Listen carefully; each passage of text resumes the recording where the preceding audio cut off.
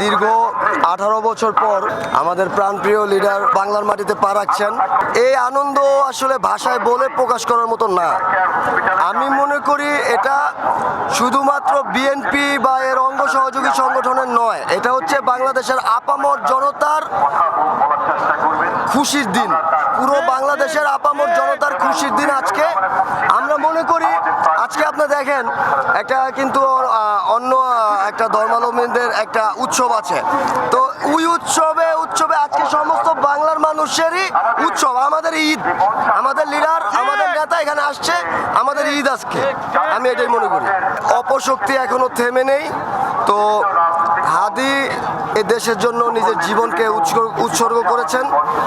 আমি তার রুহের মাগফিরাত কামনা করি এবং উনি যেই সম্মাননা পেয়েছেন, বাঙালি জাতি ওনাকে শ্রদ্ধার সাথে আগামীতে স্মরণ করবে। এবং উনি আমাদেরকে একটি শিক্ষা দিয়ে গিয়েছেন যে দেশের জন্য কাজ করতে গেলে জীবনের মায়া ত্যাগ করে কাজ করতে হবে। তো আমরা সকলেই জীবনের মায়া ত্যাগ করেই রাজপথে ছিলাম, আছি এবং থাকবো ইনশাআল্লাহ।